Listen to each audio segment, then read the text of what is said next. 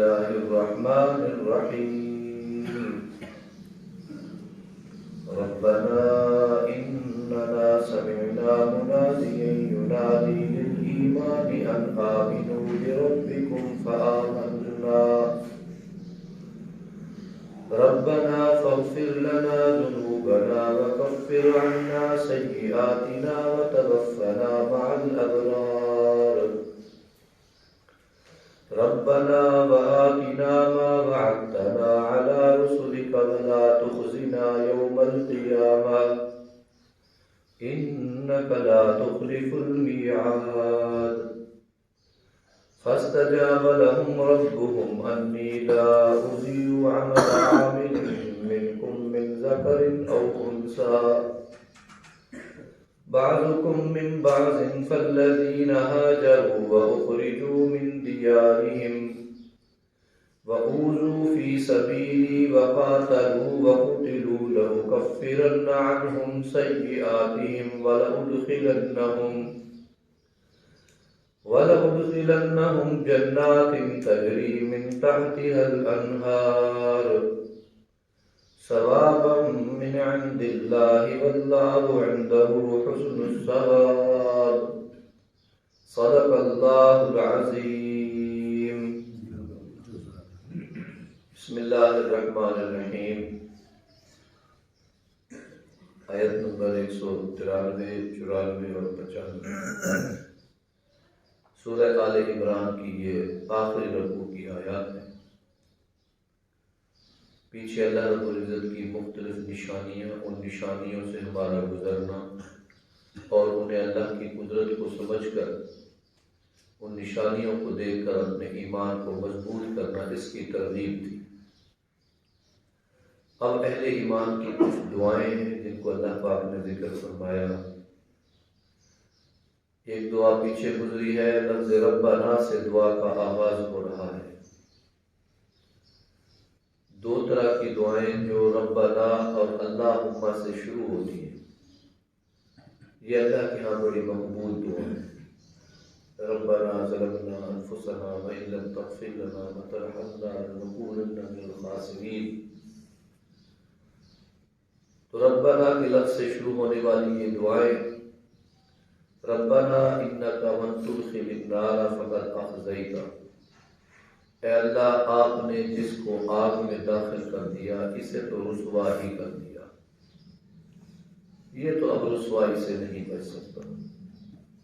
دو طرح کے لوگ آگ میں داخل ہوں گے، ایک وہ لوگ جو ہمیشہ آگ میں رہیں گے، جہنم کی آگ، یہ مشرک اور کافر ہیں، اور ایک وہ لوگ جن میں ایمان ہے لیکن بدعملی ہے، رزق کے معاملے میں، کردار کے معاملے میں، اخلاق کے معاملے میں، یہ لوگ عارضی طور پر آگ میں جا کر سزا بھگتیں گے۔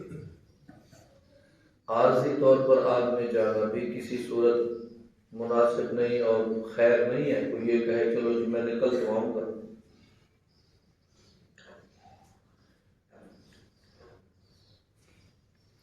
عارضی طور پر کچھ عذاب جہنم کا شکار ہوں گے اور کچھ ابدی طور پر۔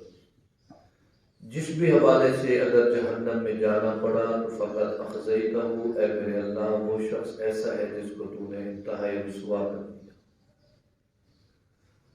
قرآن پاک میں کچھ اہل ایمان کے متعلق آتا ہے کہ جنتی جنت میں آ کر جنت کے کنارے سے نیچے جہنم کے گڑھے میں جھانکیں گے تو بعض ایسے لوگ نظر آئیں گے جنتیوں کا جن کے متعلق گمان یہ تھا کہ یہ تو جنت میں ہونے چاہیے تھے، اور پھر وہاں سے وہ پوچھیں گے وما سلککم فی سقر، جہنم میں کیوں آ گئے ہو؟ کیا ایسی بات تھی تمہاری کہ تمہیں جہنم میں سزا کے لیے بھیجا گیا؟ تو وہ اپنے دو قصور ظاہر کریں گے۔ ہم سے دو غلطیاں دنیا میں ہوتی تھی، لم نطعم المسکین، ہم غریبوں کو کھانے کبھی نہیں کھلایا کرتے تھے۔ کبھی سائل، کوئی غریب، کوئی ایسا شخص جو توقع لے کر آتا بھی تھے ہم اسے مایوس لوٹا دیتے تھے۔ وَلَمْ نَكُ مِنَ الْمُصَلِّينَ، ہم نمازیں نہیں پڑھتے تھے۔ ان دو بری عادات یا ان دو خلاف شرع کاموں کی وجہ سے ہمیں جہنم میں جلنا پڑا۔ تو ایسے جہنمی جہنم سے کچھ سزا جو عرصہ ہے بھگت کے واپس آ جائیں گے۔ سزائیں وہاں کے سال کے مطابق ہوگی، ماہ و سال کے مطابق۔ دنیا کا دن جو ہے وہ 24 گھنٹے کا ہے، اور وہاں کا دن جو ہے حشر کا دن 50,000 سال کے برابر ہے۔ دنیا میں اگر 50,000 سال بیتے تو حشر کا ایک دن۔ کہیں حدیث پاک میں آتا ہے کسی کو ایک دن رہنا پڑے گا، کسی کو 1 سال رہنا پڑے گا، کسی کو کئی سال رہنا پڑے گا، پھر وہ جہنم سے نکلیں گے۔ جب نکلیں گے تو ان کے رنگ کالے ہوں گے جلنے کی وجہ سے۔ موت تو نہیں آنی نا، پھر تو بس تڑپنا ہے۔ ان کے رنگ کالے ہوں گے، شکلیں ان کی عجیب ہوں گی، سزا پوری ہو جائے گی، انہیں اٹھا کے پھر جہنم سے باہر نکال دیا جائے گا۔ جاؤ بھی جنت میں۔ یا اللہ اس حالت میں کیسے جائیں، ہمارے چہرے تو دور سے نظر آ رہے ہیں کہ یہ جہنم کی سزا بھگت کے آ رہے ہیں۔ اللہ پاک فرمائیں گے کہ سامنے ایک تالاب ہے، جاؤ اس میں ڈبکیاں لگاؤ۔ وہ جہنمی جو جنت سے میں بھیجے جانے ہیں جو گئے تھے وہاں، اب وہ دوڑ کے جائیں گے اس تالاب میں نہائیں گے۔ ان کے رنگ بالکل اجلے صاف ستھرے ہو جائیں گے اور ان کے چہرے کی سیاہی ختم ہو جائے گی، لیکن ان کے ماتھے پر ایک مہر نما لگی ہوگی، عتیق من النار، یہ جہنم سے نکلے ہوئے لوگ ہیں، گئے تھے سزا پا کے واپس آ گئے۔ تو یہ تو بھی عتقاء جو ہے سارے، یہ بھی بے عزتی کی بات ہے کہ اچھا بھگت آئے ہو۔ تو اللہ پھر اپنے فضل و کرم سے وہ علامت بھی مٹا دیں گے اور پھر جنت میں بھیج دیں گے۔ لیکن یہ رسوائی جو ہوگی یہ نمایاں ہوگی کہ یہ شخص سزا بھگت کے آ جائے۔ وما للظالمین من انصار، ظالموں کا مددگار کوئی نہیں ہوگا۔ ربنا اننا سمعنا منادی ینادی للایمان، اے اللہ جن لوگوں نے ایمان کے لیے پکارا اور ایمان کی دعوت چلائی، ہم نے ان کی باتوں کو سنا، ہم نے ایمان کی دعوت چلانے والوں کو سنا، اور وہ کیا کہتے تھے؟ ان آمنوا بربکم، اپنے رب پر ایمان لاؤ۔ ہم نے ان ایمان کی دعوت دینے والوں کی باتوں کو سنا بھی صحیح، فآمنا، اور اے اللہ ہم ایمان بھی لائے۔ ایمان کی دعوت چلانے والوں میں سب سے پہلے انبیاء کی جماعت ہے۔ انبیاء جب اپنی امتوں میں اور اپنے علاقوں میں اور اپنے دائرہ نبوت میں ایمان کا تذکرہ کرتے ہیں اور ایمان کی دعوت دیتے ہیں تو وہ اولاً اکیلے ہوتے ہیں، اکیلے تنہا سالہ سال سے چلے ایک سسٹم کے خلاف، ایک رواج کے خلاف، وہ عبادت کے حوالے سے ہو، وہ تجارت کے حوالے سے ہو، یا کسی بھی حوالے سے ہو، اس کے خلاف وہ آواز لگاتے ہیں کہ ہم ایمان کی دعوت تمہیں دے رہے ہیں۔ پھر دعا آ گئی، ربنا فاغفر لنا ذنوبنا، اے اللہ آپ مہربانی فرما دیجئے ہمارے گناہوں کو معاف فرما دیجئے۔ گناہوں کی معافی کس حجت پہ تم مانگ رہے ہو؟ حجت ہمارے پاس یہی ہے کہ ہم نے ایمان کی دعوت دینے والے کی بات کو سنا اور ایمان کو قبول کیا، رہی چھوٹی موٹی سستیاں تو ہم اپنے گناہوں کی معافی چاہتے ہیں۔ وَكَفِّرْ عَنَّا سَيِّئَاتِنَا، ہمارے گناہوں کو مٹا بھی دیجئے، یہ ہمارے اعمال نامے میں نہ کھڑے رہے، ان کو مٹا دیجئے۔ قرآن پاک میں آتا ہے کہ اللہ تعالیٰ بندے کی توبہ کرنے کی وجہ سے ان کے جتنے گناہ اس کے پاس تھے اس کو نیکیوں میں تبدیل کر دیتے ہیں، وہ سیئات حسنات میں بدل جاتی ہیں۔ ایک ہے صرف گناہوں کا مٹ جانا، یہ بھی کوئی کم نعمت نہیں ہے کہ بندے کے گناہ اللہ پاک ختم کر دے، اچھا بھی کیے تھے چلو چھوڑو مٹا دو، توبہ کر لی، معافی مانگ لی، ایمان لے آیا، اپنی غلطی کا اقرار کیا، آئندہ گناہ نہ کرنے کا وعدہ کیا، اب پچھلے مٹا دو۔ نہیں، اگر اس نے سچی توبہ کر لی، پچھلے مٹاؤ نہیں، وہ سارے کے سارے گناہ پلٹ کے اتنی نیکیاں لے کے ان کو نیکیوں میں شامل کرے، وہ گناہ نیکیوں میں بدل جائے۔ اور ایک دعا ہے وَتَوَفَّنَا مَعَ الْأَبْرَارِ، اے اللہ تو ہمیں نیک لوگوں کے ساتھ مارنا۔ جب ہمیں وفات آئے، ہم مرنے لگے تو ابرار لوگوں کے ساتھ ہوں۔ ابرار بر کی جمع ہے، اس کا معنی ہے نیک۔ بری صحبت میں موت آ گئی تو پتہ نہیں مرتے وقت زبان پہ کیا جاری ہو۔ جس کو ہمیشہ گالی دینے کی عادت ہوتی ہے معمولی سی تکلیف پر، تو ہو سکتا ہے جب سکرات کی تکلیف آئے گالیاں بکنا شروع کر دے۔ جس کو ہمیشہ گنگنانے کی عادت ہوتی ہے، ہر وقت کوئی نہ کوئی چیز گانا، کوئی گیت، کوئی گنگناتا پھر رہا ہے، تو پتہ نہیں اس وقت کیا گنگنانا شروع کر دے۔ ایک حادثہ میں نے دیکھا تھا، بہت عرصے کی بات ہے، کم و بیش کو 20-30-25 سال پہلے کی بات ہے۔ کار تھی، اس کا حادثہ ہوا، وہ کار میں بیٹھے 2 شخص بیچارے فوت ہو گئے، کار ڈیمیج ہو گئی۔ اللہ کا کرنا کہ وہ ٹیپ اس میں جو چل رہا تھا، اس کی تار کہیں سے ڈسکنیکٹ نہ ہوئی بیٹری سے، وہ چلتا رہا۔ ہم جب وہاں پہنچے، شروع میں ہی جیسے وہ کار لگی ٹرک میں تھی غالباً، تو اس میں ایسا گانا ایک چل رہا تھا جو اپنے فوش کاری کے اعتبار سے انتہا کو پہنچا ہوا۔ اب بڑی حسرت سی دل میں ہوئی، اور اس دن سے عجیب خیال پیدا ہوا کہ یار انسان ہے، زندگی موت میں اللہ کے ہاتھ میں ہے، پتہ نہیں کیا ہو۔ اور اگر آخری یہی گنگنانا اور یہی جملے اور یہی سوچ اور یہی خیال دل میں ہو، اور ہمیں بھی تو ہو سکتا ہے یہ حادثہ، تو پھر ہماری موت پر آخر لمحہ کیا آیا، آخر میں ہمارے منہ پہ کیا جاری تھا، ہمارے ذہنوں میں کیا تھا؟ بڑا خوف سا آتا ہے۔ بس اللہ خاتمہ بالخیر کر دے۔ یہ اہل ایمان اللہ سے دعا مانگتے ہیں، یا الہ العالمین وتوفنا مع الابرار۔ تقریباً اکثر انبیاء کی دعاؤں میں یہ دعائیں شامل ہیں، اے اللہ توفنی مسلم والحقنی بالصالحین۔ حضرت یوسف جیسے پیغمبر نے فرمایا، اللہ حالت اسلام میں مارنا اور قیامت کے دن صالحین میں کھڑا کرنا۔ آگے فرمایا ربنا وآتنا ما وعدتنا علی رسلک، اے اللہ اپنے پیغمبروں کے ذریعے آپ نے ہم سے، اپنے بندوں سے جو تم نے وعدے کیے، نبی کو مان لو یہ بھلائی ہوگی، پیغمبر کی بات کو تسلیم کر لو یہ نوازشات ہوں گی، یہ اللہ کی طرف سے عنایات ہوں گی۔ تو یا الہ العالمین ان نوازشات اور عنایات کو ہمیں نصیب فرما دے۔ دنیا میں جو وعدے کیے نبیوں کے ذریعے بھی، یہ دنیا میں تمہیں اس کا یہ صلہ ملے گا، وہ بھی عطا فرما دے۔ اور اے اللہ قیامت کے دن جو وعدے ہیں کہ تم نبیوں کی بات مانتے رہو، قیامت کے دن یہ سہولت اور یہ صلہ ملے گا، اے اللہ وہ بھی ہمیں نصیب فرما دے۔ وَلَا تُخْزِنَا يَوْمَ الْقِيَامَةِ، اے اللہ قیامت کے دن ہمیں رسوا نہ کرنا۔ یہ سب سے بڑی بات ہے کہ بندہ رسوائی سے بچ جائے۔ یا اللہ قیامت کے دن ہمیں رسوا نہ کرنا۔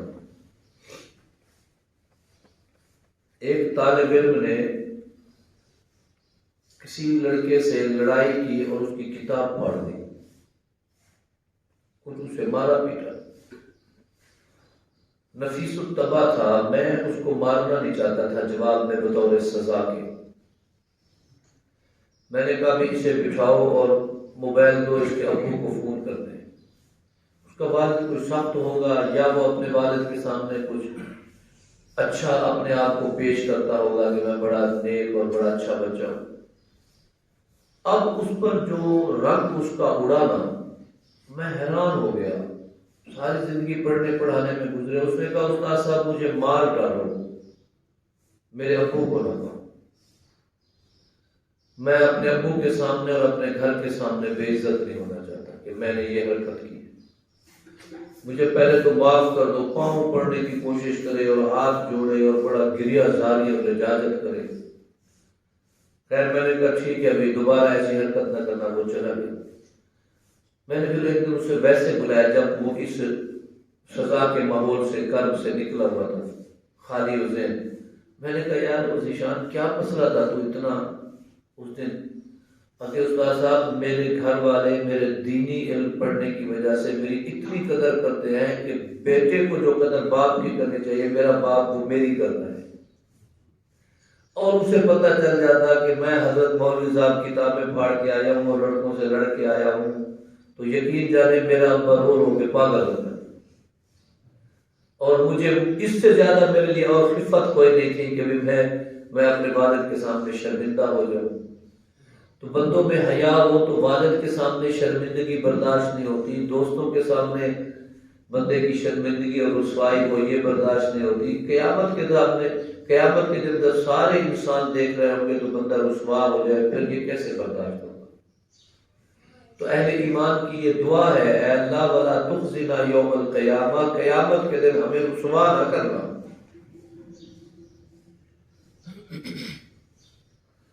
علامہ اقبال رحمۃ اللہ علیہ کی ایک ربائی ہے، وہ مجھے اپنے تئیں بہت اچھی لگتی ہے، فارسی میں ہے۔ تو غنی از ہر دو عالم من فقیر، اے اللہ تو ان دونوں عالم سے دنیا اور آخرت میں ہر طرح سے غنی ہے، تمہیں تو نہیں ضرورت سونے کی، چاندی کی، پانی کی، ہوا کی، زمین کی، آسمان کی، رشتہ داریوں کی، دوستیوں کی، بھوک کی، پیاس کی، تو غنی از ہر دو عالم، تو اس دونوں عالموں سے جہانوں سے غنی ہے۔ من فقیر، میں فقیر ہوں۔ غنی کا کام عطا کرنا ہے اور فقیر کا کام مانگنا ہے۔ تو غنی از ہر دو عالم من فقیر، اب تو غنی ہے اللہ اور میں فقیر ہوں، اور ایک سوال کرنے لگا ہوں، میرا سوال رد نہ کرنا۔ عذر ہائے تو غنی از ہر دو عالم من فقیر، عذر ہائے روز قیامت من پذیر، اے اللہ قیامت کے دن میں جو عذر پیش کروں اپنی کمزوریوں کا یا اللہ قبول کر لینا، قبول کر لینا۔ میں کہوں میں کمزور تھا، میں کہوں میں سست تھا، اے اللہ تو قیامت کے دن میرے کسی بھی بہانے کو میرے منہ پہ نہ مارنا، قبول کر لینا، اور میرے اس عذر کی بنیاد پر، میری اس درخواست کی بنیاد پر مجھے معافی دے دینا۔ آگے اللہ کے مالک یوم الدین والی صفت ان کے ذہن میں ہے، فرماتے ہیں ور حسابم رات بینی ناگزیر، ور اگر حسابم میرا حساب کرنا، رات بینی تو یہ سمجھے کہ یہ ضروری ہے، آج کے دن کا تقاضا ہے، مالک یوم الدین ہوں اور کسی کو حساب کے بغیر کیسے بھیجوں؟ ور حسابم رات بینی ناگزیر، اگر میرے حساب کو کرنا تو بہت ضروری سمجھے کہ نہیں حساب کے بغیر میں نہیں چھوڑ سکتا، حساب ہوگا، پاس ہو جاؤ گے تو کامیاب، نہیں ہوگے تو سزا بھگتو گے۔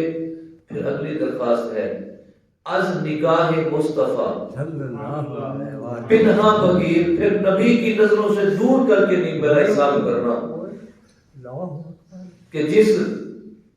کہ جس پیغمبر کا کلمہ پڑھتے رہے، جس کے ارشادات عالیہ پر دم بھرتے رہے، جن کی وجہ سے ہمارے چہرے نہیں بدلے، جن کی وجہ سے تیری عنایات میں کمی نہیں آئی، پھر اس کے سامنے رسوا نہ کرنا، اس پیغمبر کے سامنے پھر ہمیں علیحدہ کر لینا، ہمارا نبی کیا سوچے گا؟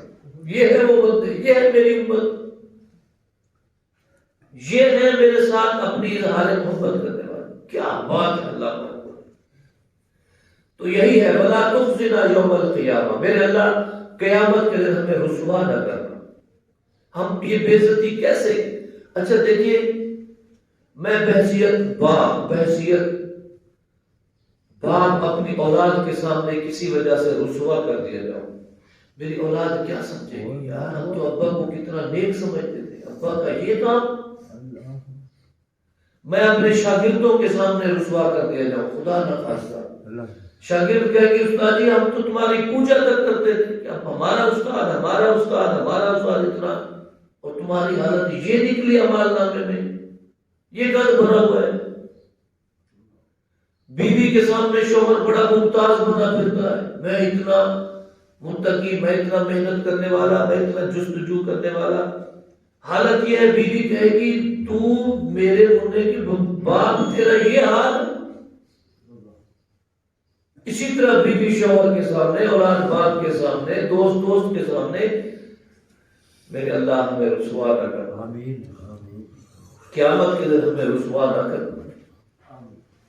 ہم تو یہاں رسوائی نہیں برداشت کر سکتے جب دیکھنے والے 10 20 40 50 ہوں، جب ساری انسانیت دیکھ رہی ہو اور ہم ذلیل کر دیے گئے، رسوا کر دیے گئے، تو اس سے بڑی بے عزتی کوئی نہیں۔